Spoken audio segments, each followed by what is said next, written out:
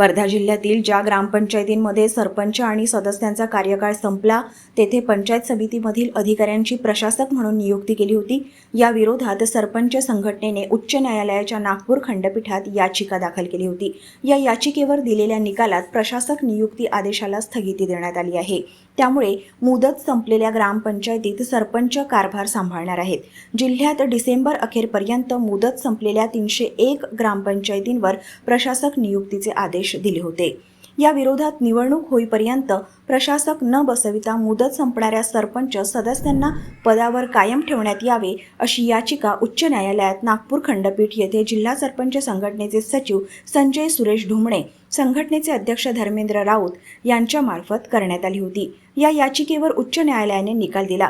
तो निकाल सरपंच संघटनेच्या बाजूने लागला आहे। उच्च न्यायालयाच्या निर्णयाचे संघटनेने स्वागत केले आहे। न्यायालयाच्या निकालानंतर पुढील आदेशापर्यंत कार्यकाळ संपलेले सरपंच कारभार पाहणार आहे। आज जिल्हा परिषद मुख्य कार्यकारी अधिकारी यांना प्रशासकाचे काम थांबवून सदर ग्रामपंचायतीच्या सरपंच व इतर कमिटीला कार्यभार पार पाडू द्यावा असे सरपंच संघटनेकडून दिलेल्या निवेदनात म्हटले असल्याचेही सरपंच संघटनेने आज दिलेल्या पत्रकार परिषदेतून कळविले आहे। 11 ग्रामपंचायतचा कारभार एक विस्तार अधिकारी त्याचा कार्यभार सांभाळून पंचायत समितीच्या पूर्ण एरियाचा कारभार सांभाळून त्याला त्या 10-11 ग्रामपंचायती सांभाळायच्या आहे। हे शक्य न्यायालयाला ही गोष्ट पटली की असं होऊ शकत नाही। गावाचा विकास करायचा असेल, ग्रामीण भागाचा विकास करायचा असेल तर लोकल कमिटी असलीच पाहिजे। त्या संदर्भाने आम्ही न्यायालयाला हे पटवून दिलं, आमच्या वकील साहेबांनी पटवून दिलं आणि म्हणून आम्हाला तो निर्णय रिलीफ मिळाला आहे। पुढच्या 20 तारखेपर्यंत जी कमिटी आहे तीच कमिटी रन राहील। पुढच्या 20 तारखेला शासनाच्या न्यायालयामध्ये तारीख आहे, त्या तारखेला आपण पुढे पाहू आता काय करायचं। 20 तारखेपर्यंत त्यानंतर तुमचा पवित्रा काय असणार आहे? कंटिन्यू करायला मला कोर्ट लोकल बॉडी जसं म्हटलं की लोकल बॉडी कंटिन्यू करा।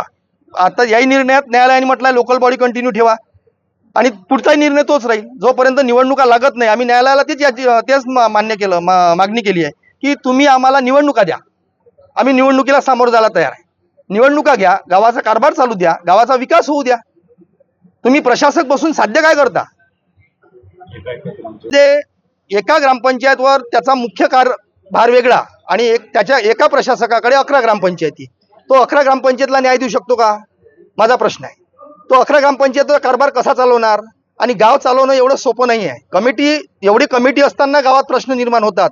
आज वर्धा जिल्ह्यामध्ये आपण जर पाहिलं, काल परवाचा प्रश्न होता की डेंग्यूच्या आजाराने एक तरुण 7व्या वर्गातली मुलगी वारली। साधं गावाची स्वच्छता आम्ही देऊ शकत नाही तर प्रशासक काय काम करणार आहे? आणि 10-11 ग्रामपंचायतवर तो कसं काम करेल? म्हणून गावाच्या कमिटीलाच आपण तिथे नियुक्त ठेवावं। एक तर शासनाने निवडणुका घ्याव्या, आयोगाने निवडणुका घ्याव्या किंवा रुलिंग कमिटीला आपलं रन करावं। जो मोठा भोंगळ कारभार सुरू आहे त्याचा परिणाम ग्रामीण विकासावर होतो आहे। ग्रामीण भागामध्ये आज आपण पाहतो आहे की कोणी कोणाचा वाली उरला नाही। त्या पंचायत समितीमध्ये कधी जा, जिल्हा परिषदमध्ये जा, कोणता प्रशासक कोणता कर्मचारी तुम्हाला ऐकायला तयार नाही।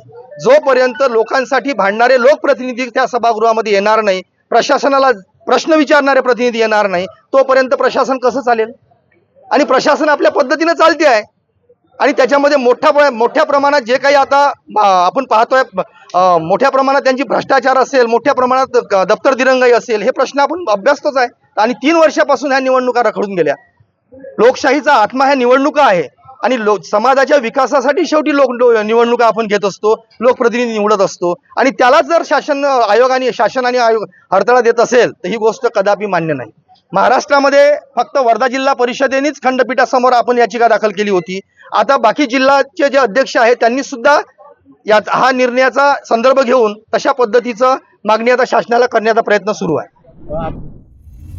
सर्व प्रकारच्या पाळीव प्राण्यांसाठी अत्यंत गुणकारी इनोटॉक्स पौष्टिक आहार, नैसर्गिक वापरा, केमिकल टाळा। इनोटॉक्ससह रोगराईस आळा घाला।